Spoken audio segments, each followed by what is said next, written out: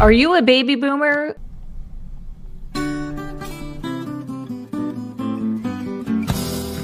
Or Gen X that's born between 1965 and 1970? I'm Gen X. I just sit on the sidelines and watch the world burn. So you all are now approaching, or you're going to be very quickly entering retirement. Yeah. We're all getting so old. Why are you doing this to us? Look, I know we're in scary times right now. The economy is not so great. Cost of living has definitely increased, and probably not the best time to retire. But if it has to happen, you want to know where the most affordable places are to live in retirement. But before we do that, a couple of things you need to think about. Now, first of all, before you even consider where to retire, you want to think about when you're going to be able to retire. So if you haven't gotten together with a financial advisor yet, highly recommend you do that now. You want to make sure you have enough money, obviously, in your retirement funds, such as your IRAs, your 401ks, your pensions, all the things. So before you even consider moving for retirement, you got to make sure you have enough money to live. And once you determine that, then you can determine exactly how much you can afford a month between if you're going to be renting or if you do need to take on a small mortgage. You want to be able to just budget for your cost of living for everything. So before you do anything, that's the first thing you want to take a look at. Now, when it comes time to researching where you want to live, the most important thing is obviously the cost of living. This is the most important factor for anybody that's entering retirement age. So when you're deciding where to live, the things that you're going to be considering are what's the median home price? What is the total state and local tax burdens? Do the states tax your pensions and IRAs? What's the median income? And obviously you want to know what the overall cost of living is. And I bet a lot of people don't think about this.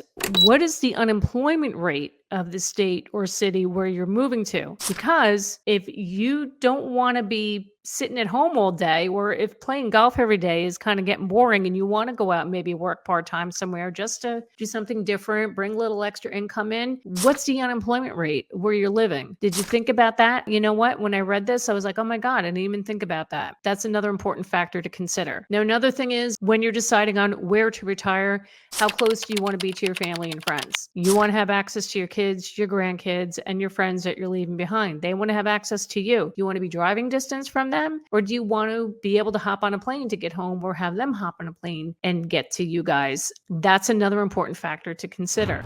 And of course, the climate. Do you want the cold weather or do you want the warmer weather? Those of us who live up here in the Northeast are always looking for the warmer climate. But me personally, no, I'm not. Why not?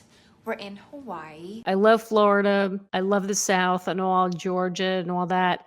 Couldn't live there. Couldn't do it. Couldn't do it. Nope.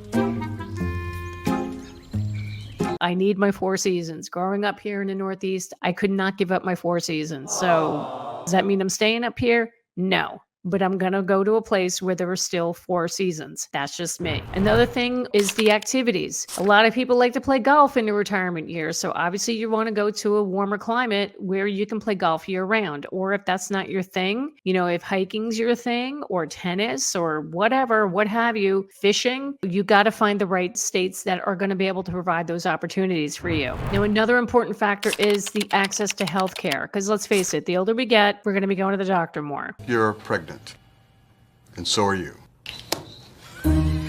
Look, it's just a fact of life. It's what happens. You want to have accessibility to good quality healthcare. So that's another thing you want to take into consideration on where you're planning on moving to. So, you know, as always, I got your back. Okay. I have a list here for you today of the 10 best places to retire in the US in 2023. This came from Wallet Hub. So for Wallet Hub to come up with this list, they took 47 key indicators to determine retirement friendliness across all 50 states, and they ranked all 50 states. The main things that they looked at are obviously the affordability, the quality of life, and the healthcare. Now, I put the link to this chart down below in the description box, so go ahead and check it out. I'm looking at the top 10 here according to this list, but it ranks it from 1 to 50, all 50 states. And what's really cool is when you go through the list, each column, you can look at affordability, and you can click on affordability to see which state ranked number 1 in affordability. And you can see which state ranked number 1 in just quality of life.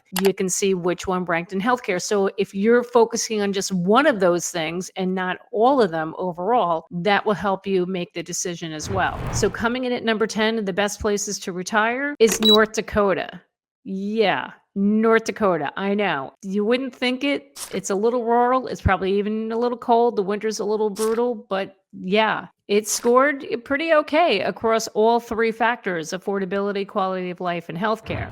Coming in at number 9 is Idaho. Yeah, Idaho. Can you believe that one? Idaho actually ranked pretty well. It came in ranked at 15th as far as affordability. So if affordability is your thing, Idaho would be a really decent option. Coming in at number 8 is Minnesota.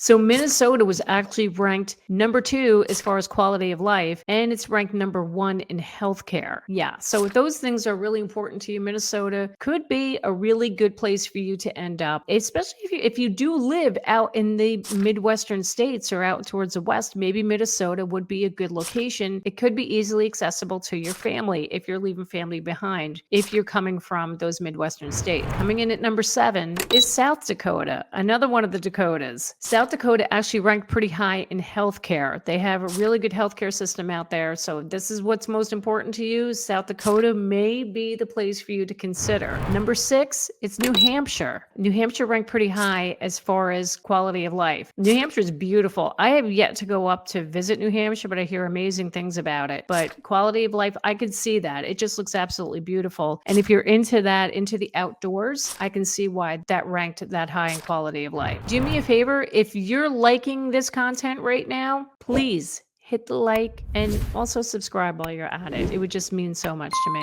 Really appreciate it. Number 5, Delaware. The reason Delaware ranks so high on this list is because of the affordability. And I'm speaking from experience because I do own properties in Delaware, and the property taxes pretty darn cheap. And there's no state income tax either. So yeah, that makes Delaware pretty high on the list. Also, you have some beautiful beaches in Delaware that you can spend your summers at. Overall, it's ranked number 5 on their list. Number 4, Wyoming. So Wyoming ranked pretty high as far as affordability and quality of life. And I can see why. I mean, you're out in the West and it's pretty beautiful out there. So if you want to be in the outdoors and you want to be in that rural setting and, you just want to get away from it all, I think Wyoming would be a really good choice. Number 3, Colorado. So Colorado, the reason they're so high up on this list is because they ranked pretty high as far as the healthcare. Colorado has some excellent hospitals, medical centers out there. So I can see why that this ranked pretty high. Plus, Colorado is beautiful. If you've never been, go check it out. I love that state. I had family that lived out there at one time. Oh my God, it was wonderful. I really enjoyed Colorado. It's beautiful. And of course, coming in at number 2, it's good old Florida. Now, we thought Florida would be number 1, but no, it came in at number 2. The thing that brought Florida down was it wasn't ranked very well as far as healthcare. Now, that's interesting. This is the first that I'm seeing this. I didn't realize that healthcare is an issue down in Florida. Do me a favor, if you know anybody that's retired to any of these states, if you have parents that have retired to any of these states that I'm mentioning, let me know what their experiences are. Comment below. I'm curious. I want to know, what do they think about living in these places in their retirement? Now, coming in at number 1, this is kind of a shocker. It's Virginia. Yes, Virginia. So Virginia has ranked pretty high among overall with the quality of life, affordability, and the healthcare. Who knew? But look, Virginia is a beautiful state too. And what I like about Virginia is you do have your 4 seasons, right? It's not going to get too cold, but you will have your change of seasons, and it's not going to get overly hot. Although, yeah, it depends on what part of Virginia you're in. Okay, again, you can find this link to Wallet Hub right down below in the description box. I highly recommend you check it out. If you are now approaching that time where you're considering retirement, do your research thoroughly, and hopefully this list will help you. Hey, if you haven't caught any of my live streams yet, did you know I live stream on Monday nights? I do. Monday nights, 7 o'clock Eastern time. You can check out the playlist over here to catch up on all the other live streams that you haven't seen yet. And they're pretty flippin' awesome, if I must say so myself. So go check those out right over there. Thank you so much for watching me today to get your dose of real estate reality. My name is Jackie Baker, and I will see you next time.